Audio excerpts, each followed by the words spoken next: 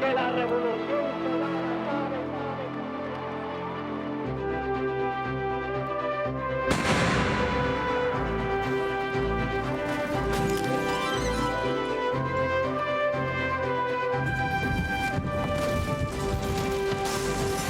Silence tout le monde, silence.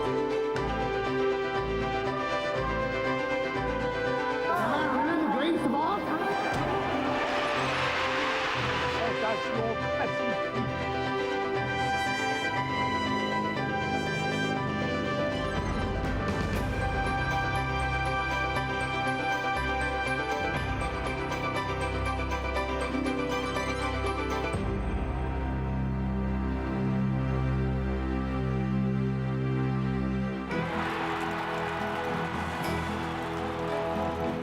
« 1936. L'Espagne va être le théâtre de l'une des guerres civiles les plus tragiques du siècle et de l'affrontement entre fascisme et communisme.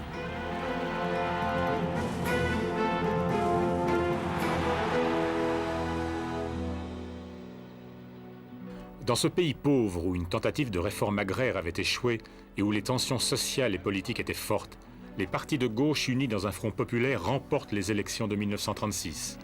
5 mois plus tard, une partie de l'armée se soulève sous la direction du général Franco, avec l'appui des partis de droite qui refusent le verdict des urnes.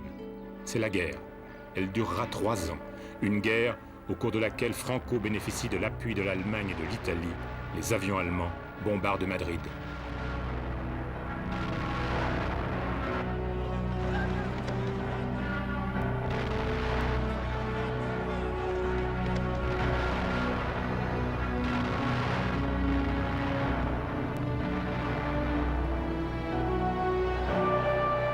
Cette guerre devient un enjeu politique et un symbole en Europe.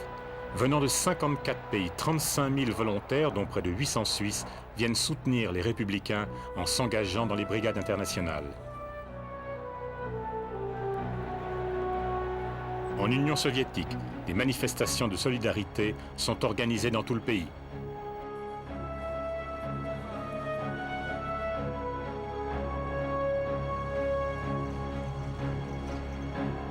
En dépit des menaces de sanctions et de l'opposition de plusieurs gouvernements, des milliers d'hommes et de femmes se rendent en Espagne au nom de la lutte contre le fascisme et de la défense de la démocratie.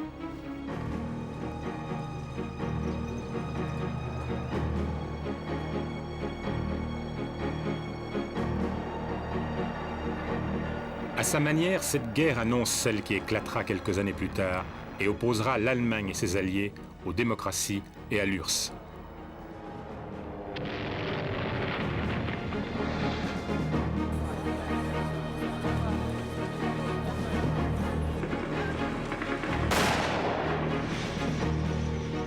Après 3 années d'une guerre qui fera plus d'un demi-million de victimes, les franquistes l'emportent. La République est défaite. Les troupes du général Franco entrent dans Madrid et des centaines de milliers d'Espagnols qui rêvaient d'une société socialiste et de démocratie doivent s'exiler.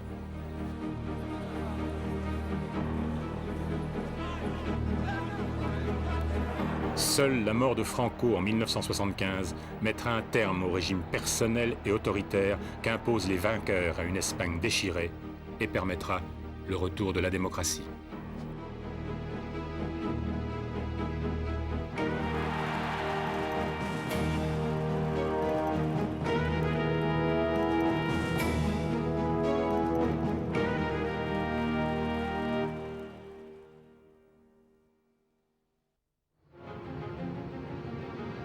C'est en Russie que s'était imposée au début du siècle l'une des 2 idéologies qui ont dominé notre époque, la réalisation du rêve de millions d'hommes et de femmes en une société plus juste, l'utopie de la société communiste.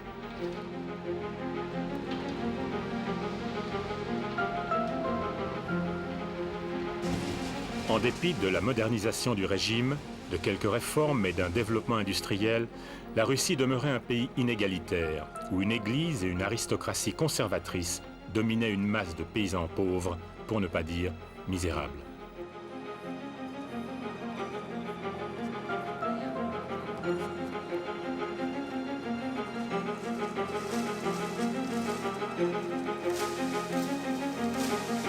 Bénéficiant de privilèges exorbitants, l'aristocratie russe était indifférente à la misère paysanne, convaincue que la répression policière suffirait à contenir l'agitation politique qui secouait le pays à la fin du XIXe siècle, persuadée que les paysans ne se révolteraient pas contre ce qui était à leurs yeux l'ordre naturel des choses.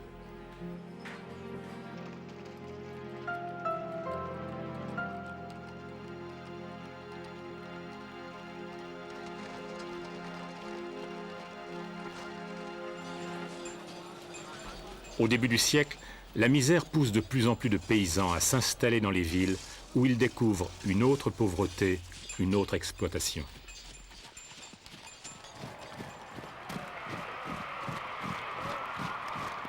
C'est la Première Guerre mondiale qui va être le catalyseur de la révolte et jeter la Russie dans l'utopie révolutionnaire et l'expérience marxiste.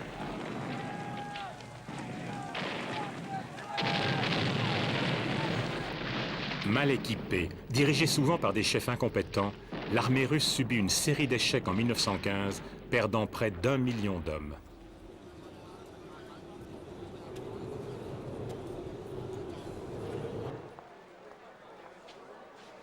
Devant l'ampleur des critiques, le tsar Nicolas II décide d'assurer lui-même le commandement suprême des armées.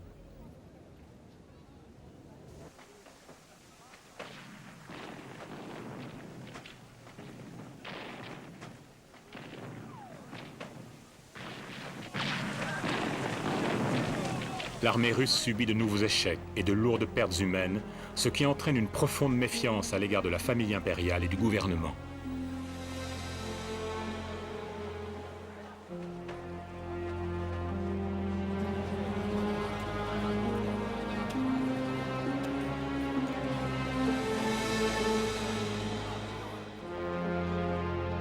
Dans les mois qui suivent, 1 million de soldats sont encore tués.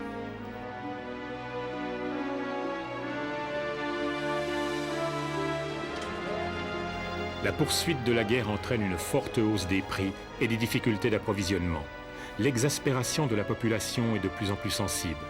Des ouvriers manifestent à Petrograd en mars 1917 contre la vie chère. La grève est générale. Les soldats refusent de tirer sur les manifestants, se mutinent contre leurs officiers et s'emparent des bâtiments publics. Le drapeau rouge flotte sur le palais d'hiver. Nicolas II abdique. Exilé depuis des années en Suisse, Lénine est autorisé à rentrer et traverse l'Allemagne dans un wagon plombé.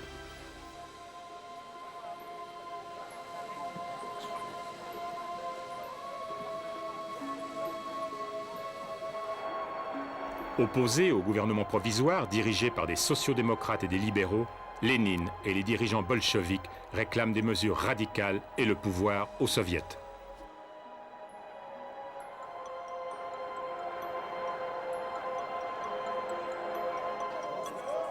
Alors que le gouvernement assure les Alliés qu'il poursuivra la guerre contre l'Allemagne, les soldats désertent par milliers et des manifestations sont organisées dans tout le pays en faveur d'une paix séparée.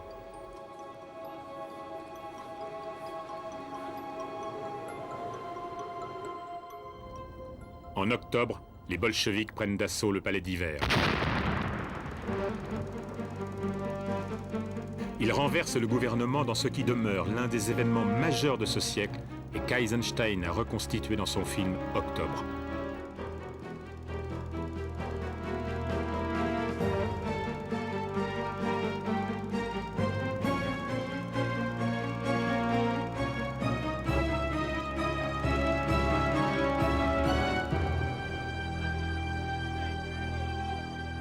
Après avoir éliminé les modérés et conclu la paix avec l'Allemagne, Lénine et les bolcheviks nationalisent la terre et instaurent la République socialiste fédérative de Russie.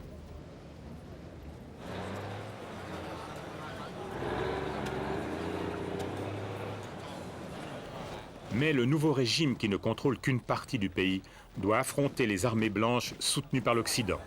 C'est la guerre civile.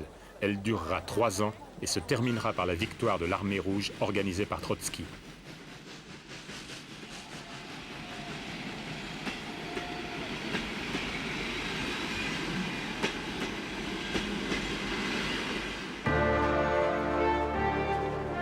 Lorsque Lénine meurt en 1924, le nouveau régime s'est imposé. Mais des millions d'hommes et de femmes sont morts des suites de la guerre, de la famine, des épidémies et de la terreur, cette terreur sur laquelle Staline, le successeur de Lénine, appuiera sa politique.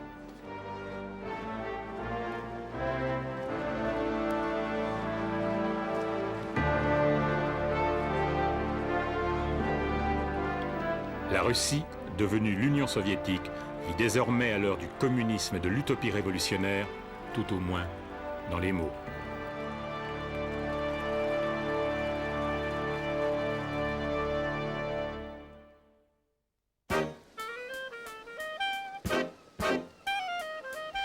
Aux États-Unis, c'est d'un autre rêve dont il est question à cette époque, le rêve capitaliste de la libre entreprise, de la réussite individuelle, la possibilité offerte en principe à chacun de se réaliser et de faire preuve de ses qualités. Wall Street et les gratte-ciels new-yorkais symbolisent ce rêve de la réussite américaine.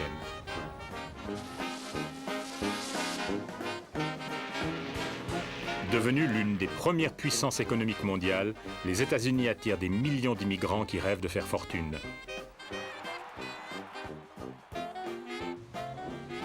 L'Amérique des années 20 vit dans l'illusion d'une prospérité infinie, du développement continu de l'économie, même si les laissés pour compte de cette réussite se comptent par millions.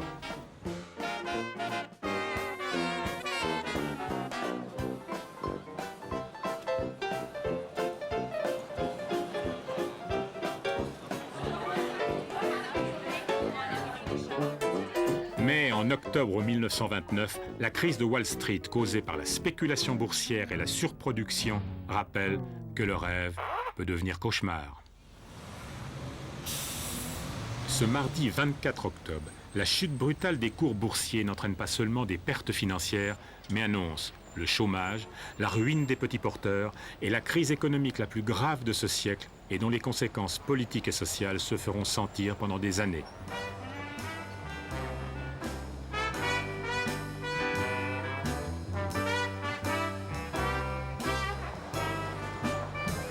En 1933, les États-Unis comptent 13 millions de chômeurs, la pauvreté s'étend.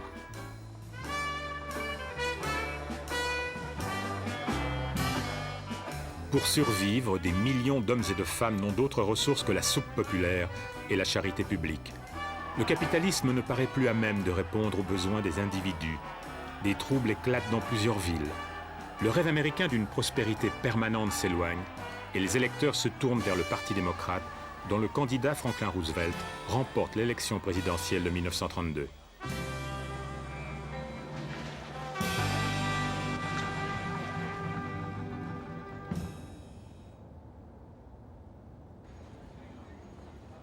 La crise de Wall Street avait également touché l'Europe. Ses conséquences sont particulièrement sensibles en Allemagne. Affaibli par la défaite de 1918, ce pays compte 6 millions de chômeurs en 1933.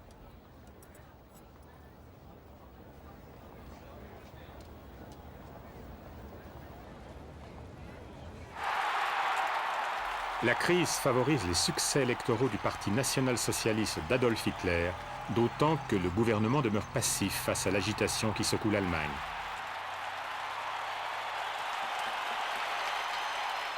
Les événements se précipitent. Hitler est nommé chancelier en janvier 1933. Éliminant toute opposition, il instaure une dictature s'appuyant sur la répression policière.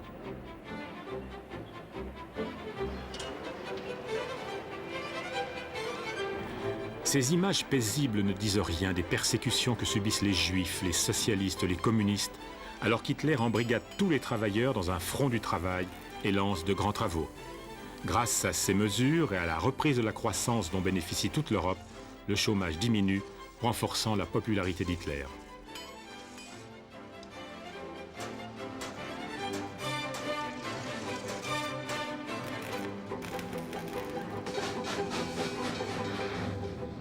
Les premières autoroutes sont une des fiertés du régime, dont les films de propagande veulent donner l'image d'un pays paisible, prospère, pacifique, alors qu'il se réarme, en dépit du traité de Versailles, réoccupe la Rhénanie et prépare les annexions qui conduiront à la guerre.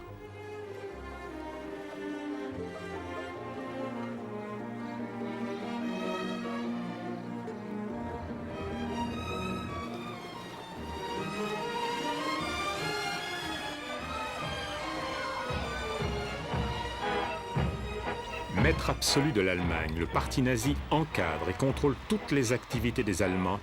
Après avoir ouvert des camps de concentration, sont internés tous ceux de ses adversaires qui ne sont pas morts ou ne se sont pas exilés.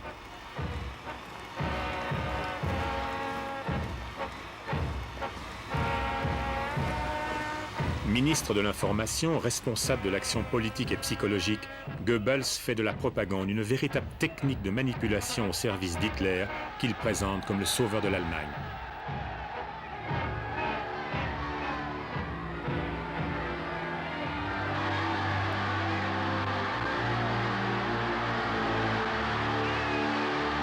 Une partie de l'Allemagne se fanatise au service d'un homme qui l'amènera au désastre.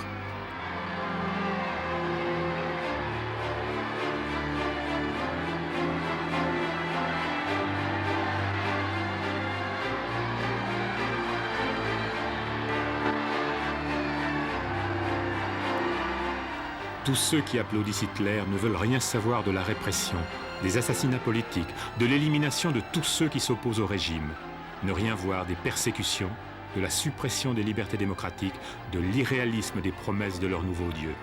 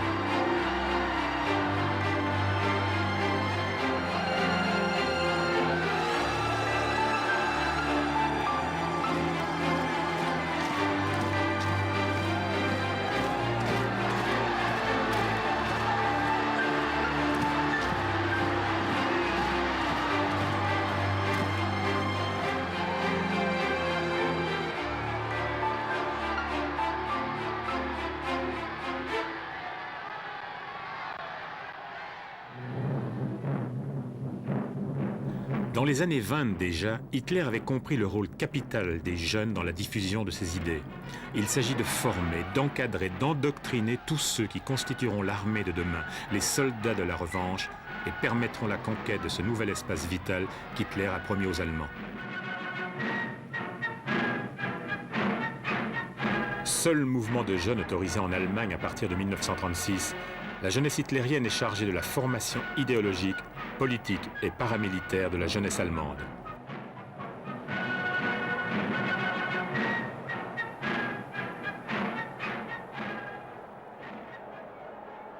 Mein Lebenskampf ist nicht umsonst gekämpft. Ein Sowjetzeichen soll vor sich hertragen und wir werden in unserem Zeichen wieder siegen.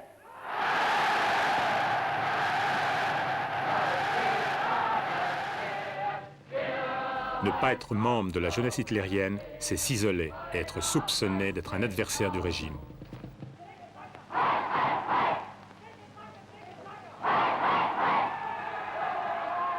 Le simulacre de combat de ces jeunes en uniforme annonce d'autres batailles, plus tragiques celles-là.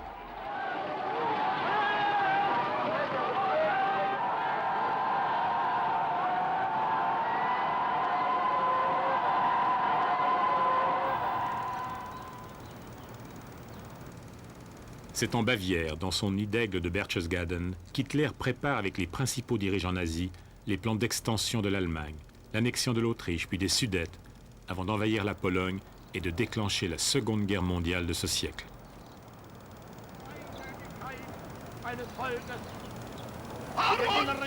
Liegt Deutschland! In uns marschiert Deutschland und hinter uns kommt Deutschland! Zum Ausdruck bringen, dass ich anständig meine Zeit verwendet habe im Dienste meines Volkes. Gib du jetzt eine Stimme ab, wenn ja, eure Schule wird die ganze Nation gehen, dass ich anständig meine Zeit verwendet habe im Dienst alter Ergebenheit. Il faudra 6 années de guerre pour mettre fin au régime nazi, à la folie hitlérienne, au prix de plus de 50 millions de morts, faisant de cette utopie démente la plus grande tragédie du siècle. Alter Ergebenheit!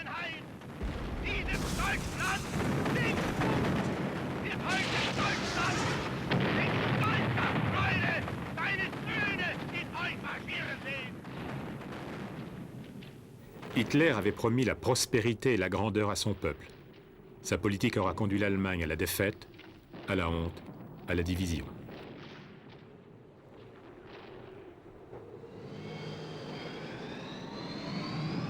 Le 20 avril 1945, les troupes soviétiques entrent dans Berlin. 10 jours plus tard, Hitler se suicide.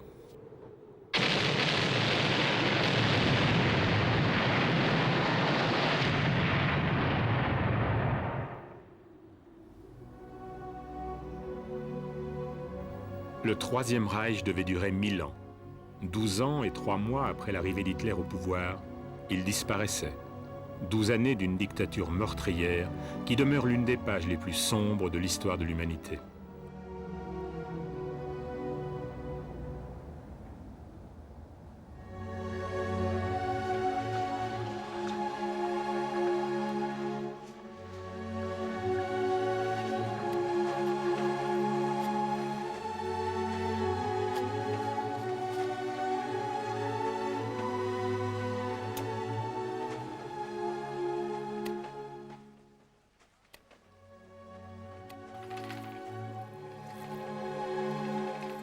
Donnez-moi 5 ans et vous ne reconnaîtrez plus l'Allemagne, avait promis Hitler aux Allemands. C'était avant la guerre.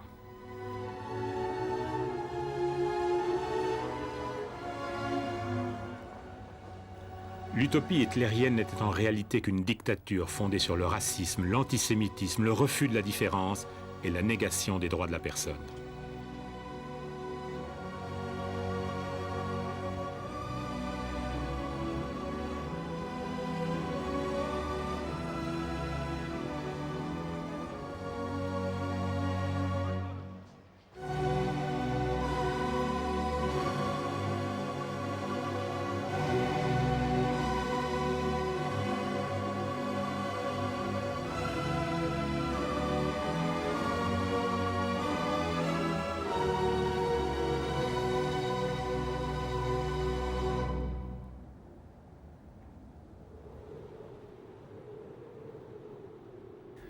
C'est une autre utopie que va connaître la Chine au lendemain de la guerre, celle d'une société communiste totale, semblable à celle que Mao Tse-tung avait tenté de réaliser au Yunnan dans les années 30.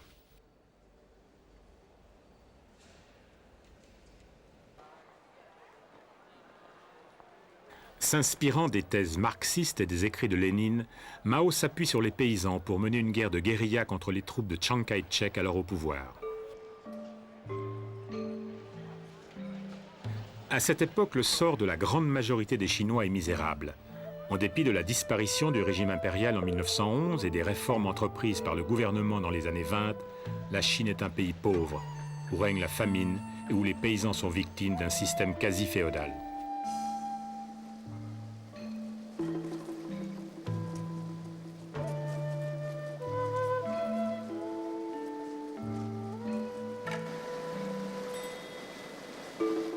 La guerre civile fait rage, opposant les troupes de Chiang aux communistes et aux seigneurs de la guerre, ce dont tentent de profiter les Japonais qui envahissent la Chine en 1933.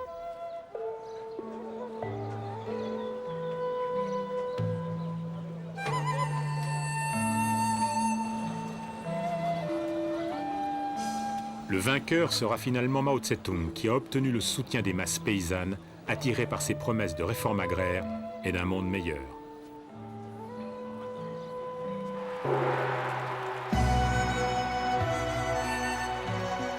Le 1er octobre 1949, Mao proclame à Pékin la République populaire de Chine. L'utopie communiste est au pouvoir.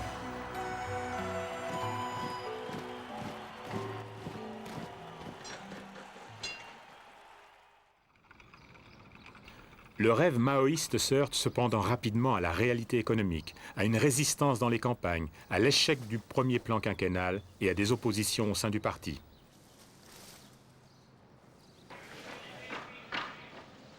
En 1958, Mao lance la campagne du Grand Bond en avant. Pour doubler la production nationale d'acier, il impose la construction de 600 000 fours villageois. Tout le pays se mobilise pour cette tâche nationale qui sera un échec économique.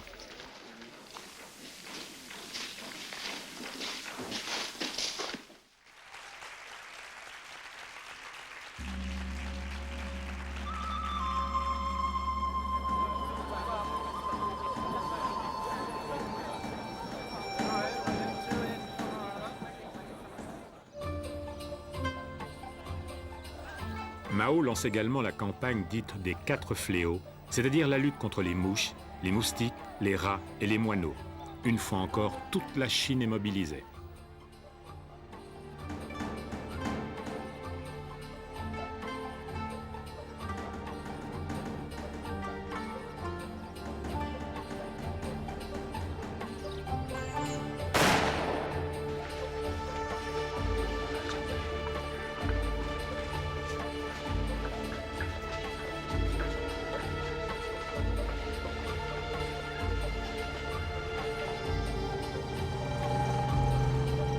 Ce grand bond en avant est un échec qui appauvrit la Chine, la plonge dans la tourmente et fait 20 millions de morts, victimes de la famine qui ravage le pays, les paysans ayant renoncé aux travaux des champs pour obéir aux ordres de Mao, qui en dépit des critiques demeure à la tête du Parti communiste.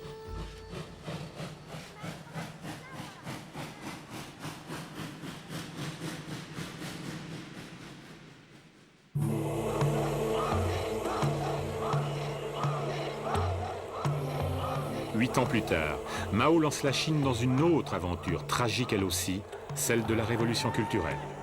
S'appuyant sur les jeunes organisés en garde rouge, Mao diffuse ses idées par le truchement d'un petit livre rouge distribué à des dizaines de millions d'exemplaires, lançant la Chine dans une nouvelle tourmente.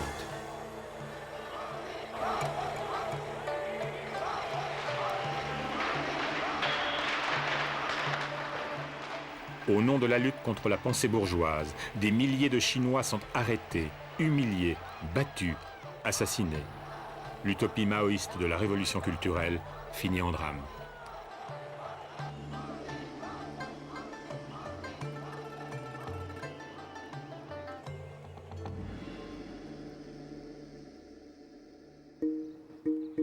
Autre utopie, autre tragédie, celle que vivra le Cambodge dans les années 60, faisant de ce petit pays une terre de malheur.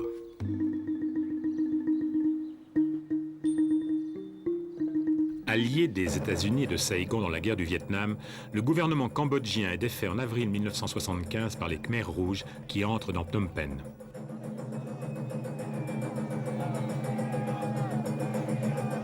La première décision des vainqueurs est de vider la ville de ses habitants et de les embrigader dans les coopératives paysannes. Phnom Penh devient une ville déserte. Pol Pot, le numéro 1 Khmer rouge, lance le Cambodge dans une véritable révolution sociale, un bouleversement. Les paysans sont déplacés, la propriété abolie, le travail forcé imposé.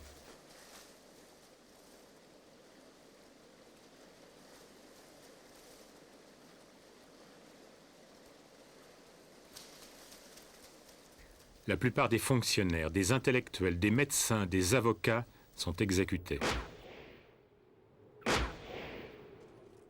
La religion est interdite, les monastères détruits, les moines assassinés. Sur les 2500 que comptait le Cambodge lors de l'arrivée des Khmers rouges, seuls 70 survivront.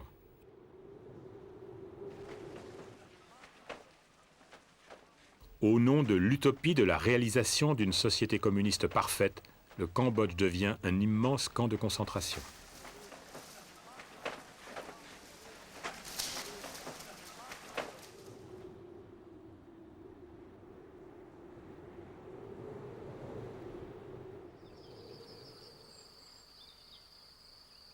Des centaines de milliers d'hommes, de femmes et d'enfants meurent de faim, de mauvais traitements, de maladies. Seule l'intervention des troupes vietnamiennes en 1978 mettra fin à cette tragédie et à la folie des Khmers rouges, qui pendant encore 20 ans continueront leur action de guérilla.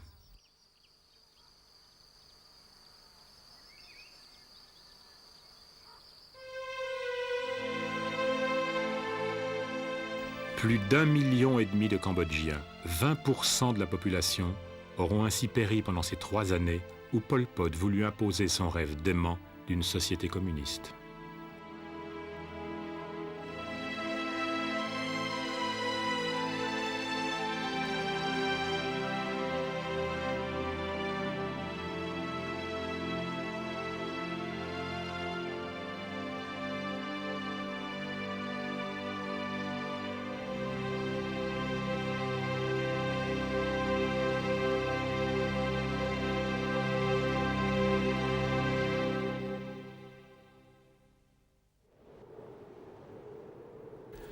Tout au long de leur histoire, les Juifs victimes de persécutions et de pogroms eurent un rêve, celui de retourner sur la terre de Palestine et d'y créer un État indépendant. Dans les années 20 et 30, des milliers de Juifs quittent l'Europe et migrent dans cette Palestine qui est alors un territoire placé sous mandat britannique.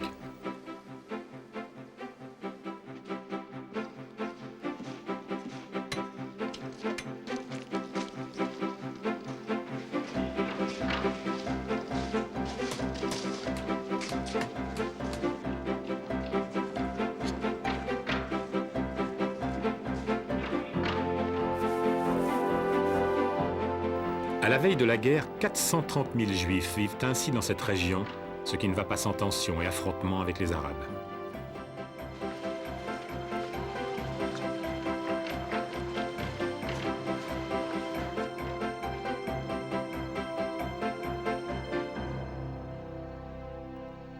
Au lendemain de la guerre, de plus en plus de voix s'élèvent en faveur de la création d'un État juif, dont celle du président Truman, mis sous pression par les organisations juives américaines qui organisent de nombreuses manifestations.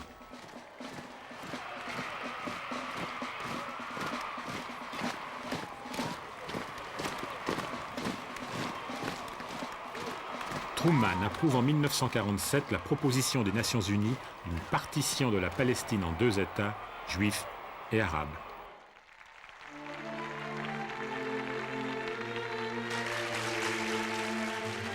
Le 14 mai 1948, l'État d'Israël est proclamé et reconnu par la plupart des pays, à l'exception des États arabes. David Ben-Gourion en est le premier chef de gouvernement.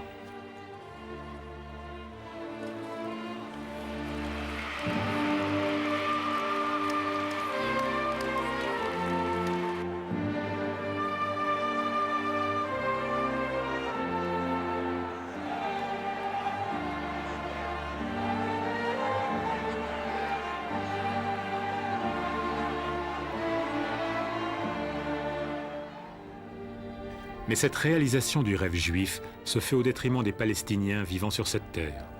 Le jour même de l'indépendance, les armées arabes lancent une offensive contre Israël, mais sont défaites. 500 000 Palestiniens prennent le chemin de l'exil.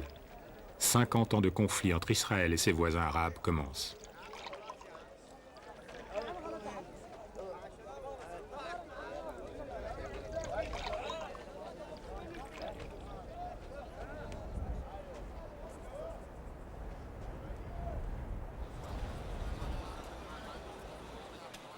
En dépit des menaces extérieures, Israël devient l'un des États les plus dynamiques de cette région et le seul qui soit démocratique.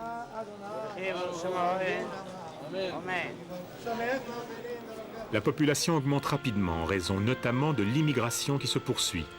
La désintégration du bloc communiste permet à des centaines de milliers de Juifs d'origine soviétique de rejoindre Israël dès 1989.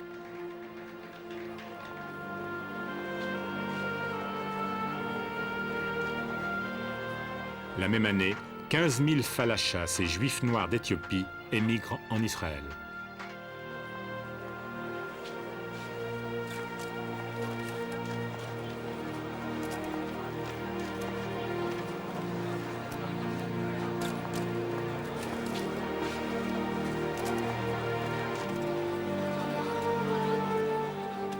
Leur intégration ne va pas sans difficulté et tension, des Juifs orthodoxes estimant que leur judaïsme est insuffisant. Des manifestations de protestation sont organisées.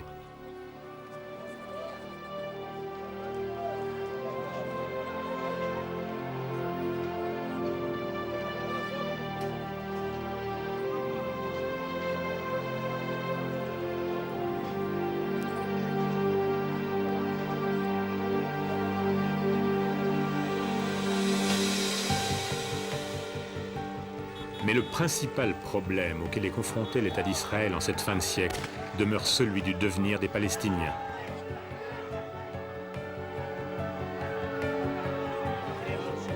Terre rêvée pour des millions de Juifs de la diaspora, Israël est devenu une terre de tension, de division politique et d'affrontements.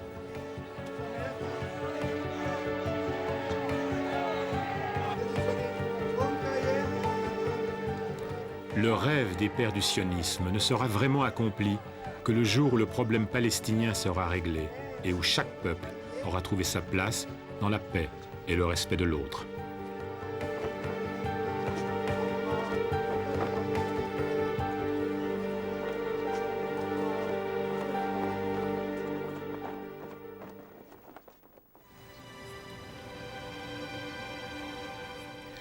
En cette fin de siècle, la religion demeure à la fois source d'espoir et de conflit.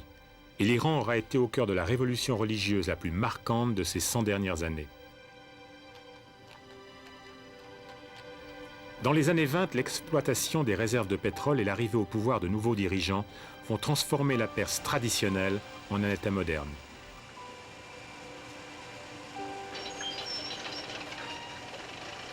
Le développement économique est rapide et les réformes nombreuses.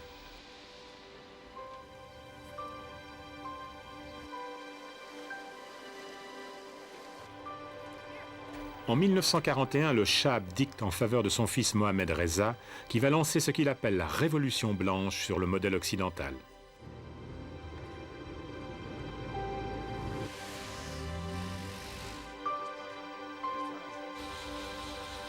En 1963, il accorde le droit de vote aux femmes et crée l'armée du savoir pour lutter contre l'analphabétisme.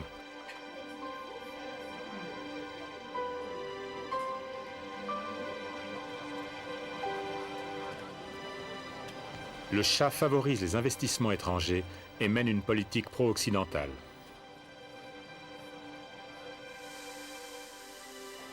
Mais le développement économique profite surtout à une minorité de privilégiés. La plupart des Iraniens continuent de vivre pauvrement. Nombreux sont ceux qui protestent contre la corruption, la répression policière et l'influence occidentale.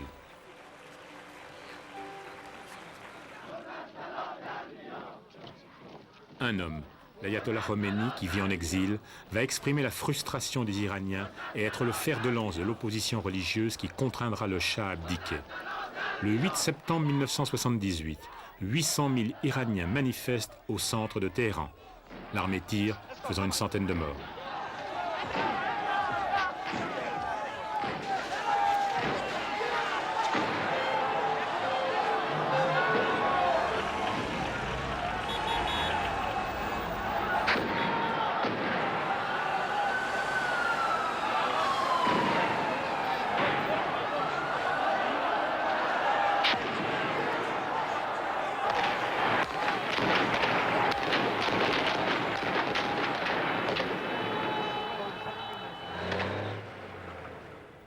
La loi martiale est proclamée, mais elle n'empêche pas l'agitation de s'amplifier. En décembre, des millions d'Iraniens descendent dans les rues pour réclamer le départ du Shah et le retour de Khomeini.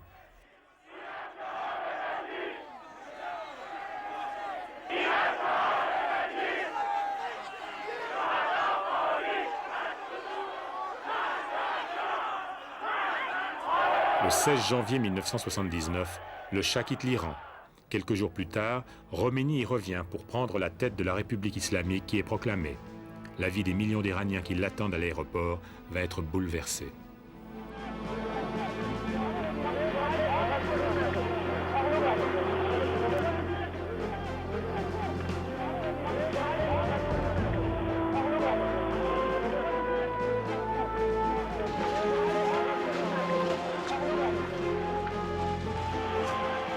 Dans les mois qui suivent, de nombreux responsables politiques et militaires du régime impérial sont exécutés, alors que les gardiens de la révolution imposent par la force la loi islamique et le rejet de tout ce qui est occidental.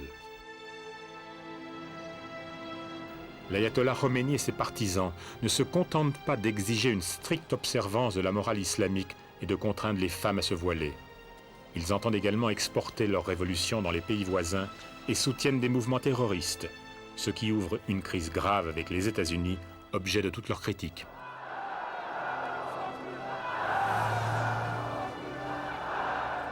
Pendant plusieurs années, cet homme symbolise l'activisme iranien et l'utopie d'une révolution qui inquiète, avant qu'elle ne s'apaise en cette fin de siècle.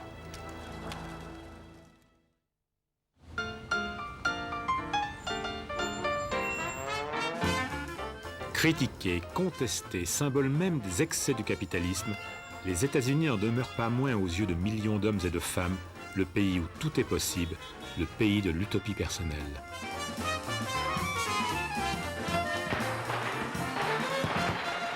Depuis plus d'un demi-siècle, Disneyland est à sa manière le lieu où peuvent se réaliser les rêves d'enfants, le pays de la fantaisie et de l'imaginaire.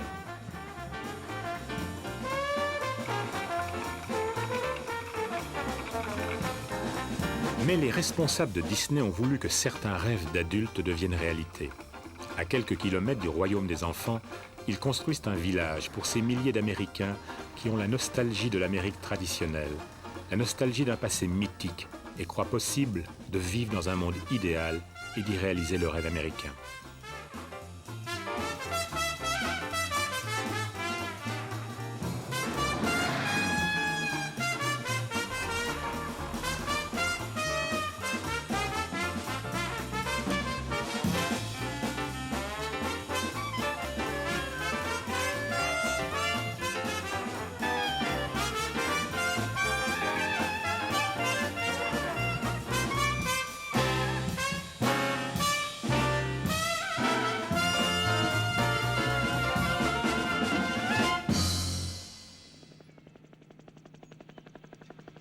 C'est un autre rêve, une autre utopie, collective celle-là, qu'un groupe d'hommes a voulu réaliser dans les années 60 à 150 km des côtes américaines.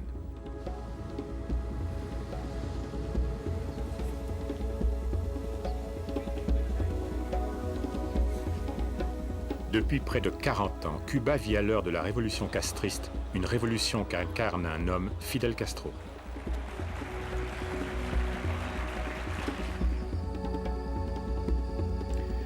Depuis les collines de la Sierra Maestra, Castro va réaliser avec une poignée d'hommes, dont Che Guevara, l'une des révolutions les plus romantiques et les plus légendaires de ce siècle. En janvier 1959, il met fin à la dictature du général Batista que soutenaient les États-Unis.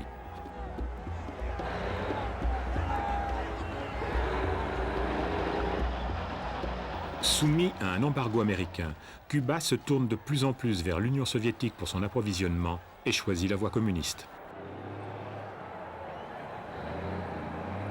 Avec le temps, le régime se radicalise. L'utopie révolutionnaire se heurte aux réalités économiques et au blocus des États-Unis.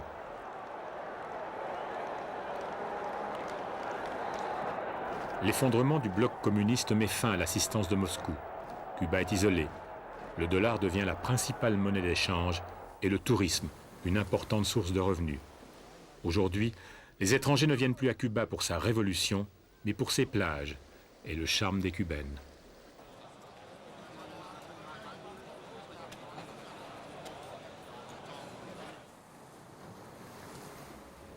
Mais le soleil ne suffit pas pour faire oublier aux Cubains les difficultés de la vie quotidienne, l'encadrement politique et le manque de liberté.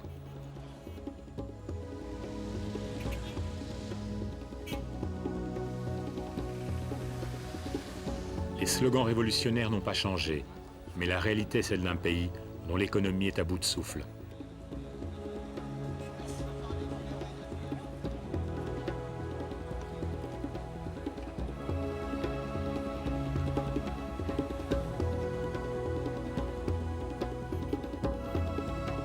Depuis les années 60, des centaines de milliers de Cubains se sont exilés aux États-Unis, renonçant à l'utopie révolutionnaire pour les attraits de la société de consommation et la liberté de penser.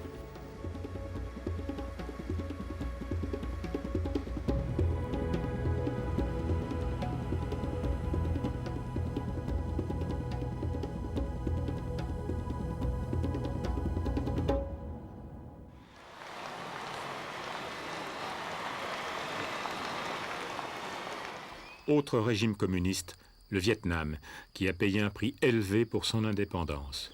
Lui aussi a renoncé à la pureté idéologique et à l'utopie pour adapter ses ambitions à la réalité économique et aux besoins des Vietnamiens. Pour survivre, le communisme doit changer, renoncer à certains principes.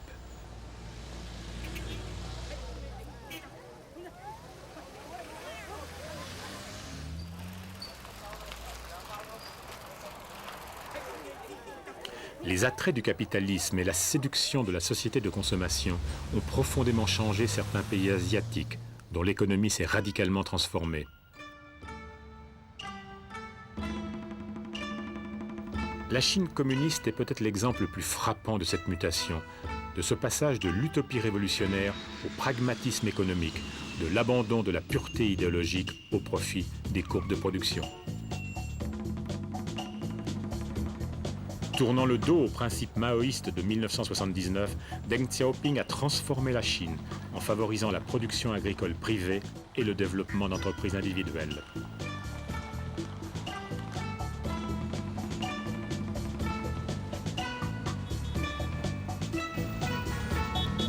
L'utopie maoïste a disparu, même si la Chine continue d'emprisonner les dissidents et ignore toujours les libertés politiques et la démocratie.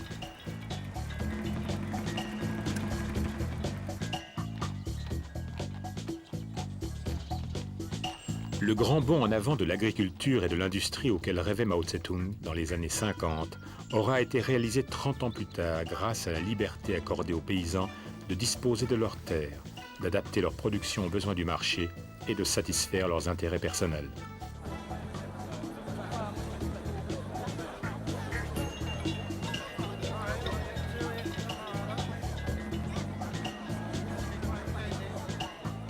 Le recours aux capitaux étrangers et la réalisation de zones économiques franches selon les principes classiques du capitalisme n'ont plus rien à voir avec l'idéologie maoïste, mais font de la Chine une puissance économique avec laquelle il faut dorénavant compter.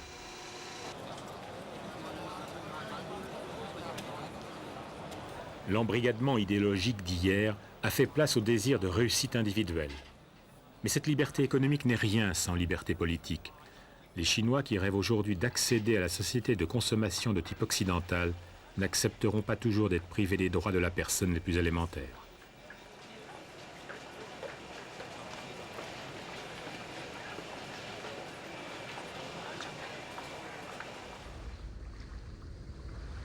Le 30 juin 1997, la Chine a retrouvé Hong Kong qu'elle avait cédé au siècle passé à la Grande-Bretagne et dont la prospérité faisait rêver bien des Chinois.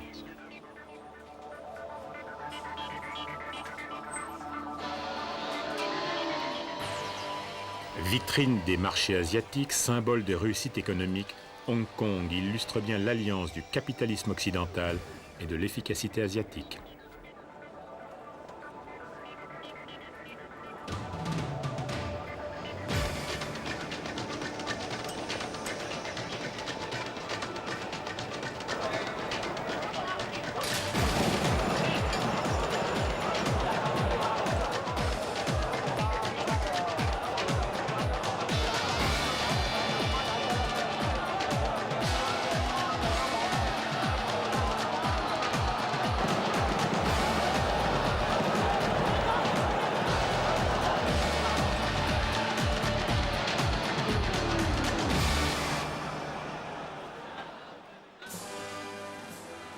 Le départ des Anglais et le retour de cette terre au sein de la mère patrie après 155 années de domination britannique annoncent-ils la fin de la prospérité de Hong Kong ?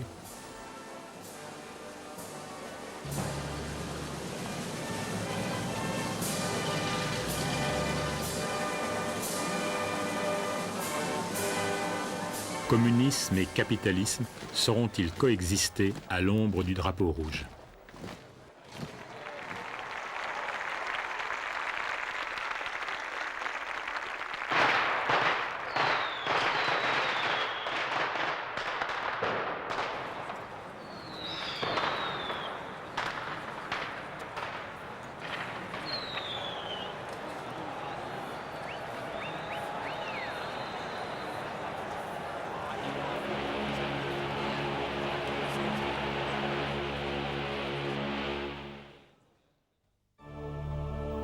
L'utopie révolutionnaire de Lénine s'est heurtée aux réalités du temps, et la religion a retrouvé sa place dans cette Russie rouge qui l'avait bannie.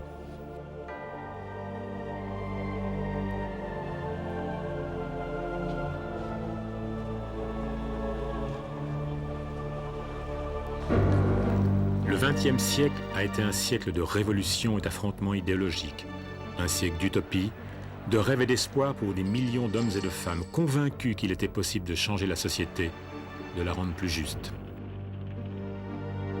Certains de ces rêves se sont réalisés. D'autres ont échoué.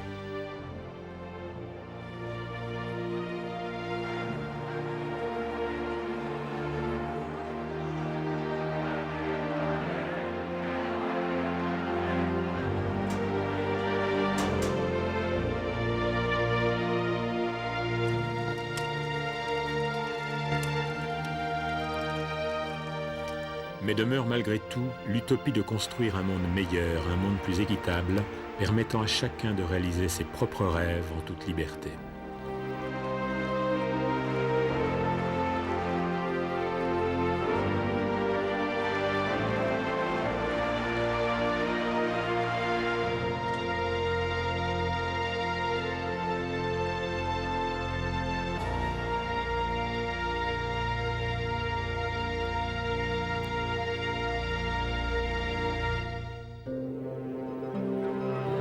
Земля як астронавт, самочувствие отличное, продолжаю полет.